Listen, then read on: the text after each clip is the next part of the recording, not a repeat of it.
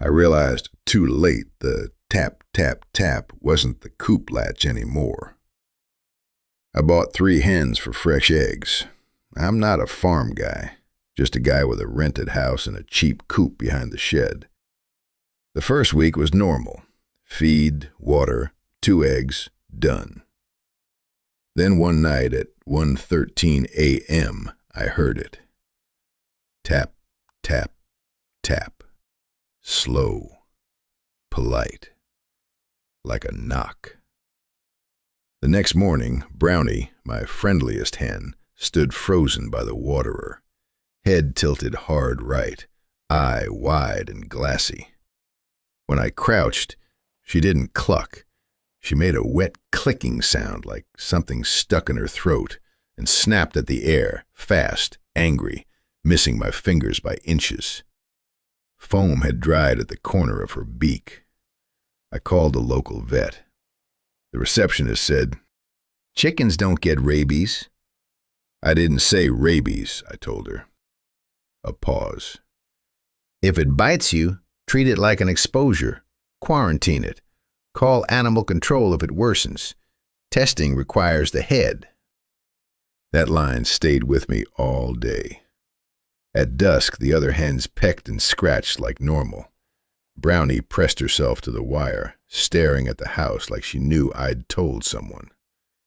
Every few seconds, her head jerked, like she was trying to shake loose a thought.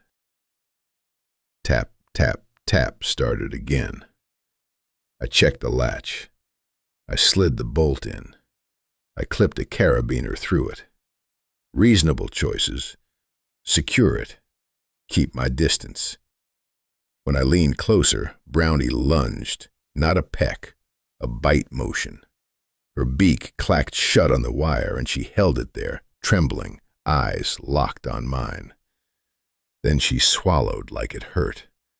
Her head straightened, perfectly level, like the tilt had been an act. An hour later, my old dog went to the back door and whined. I told him no. He scratched anyway. I cracked the door to shoo him back and caught a smell that didn't belong, sharp and sour, like pennies and spit. My backyard camera pinged, motion detected. On the screen, Brownie wasn't in the run. The latch still looked closed. The bolt was still in place. Tap, tap, tap came from the dark, just outside the door. I locked the deadbolt and called animal control. The operator asked if a raccoon could have gotten in. I stared at the empty run, thinking of the foam, the swallowing, the way Brownie watched water like it burned. "Maybe," I lied. "Stay inside," she said. "We'll send someone in the morning." "In the morning?" My voice went thin. Tap, tap, tap. This time it wasn't outside. It was inside the house, faint, coming from the hallway. My dog stared down the hall, ears flat, body rigid. The tapping repeated, 3 quick taps, then a pause. Again. Same tempo as the coop. I backed into the living room and dragged the baby gate across the hall like that would matter. Tap, tap, tap moved closer. Not on drywall, on wood. My bedroom door. I watched the knob. It didn't jiggle. It didn't rattle.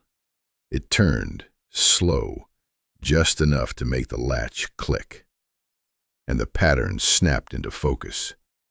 It had never been beak on metal. It was a lock. 3 taps, then the click. My phone buzzed with a call. County Health. I answered without looking away. A man said, "Sir, we were notified you may have had contact with a potentially rabid animal." "Chickens don't get rabies," I whispered. He hesitated. "Sir, we're not calling about the chicken." Tap, tap, tap.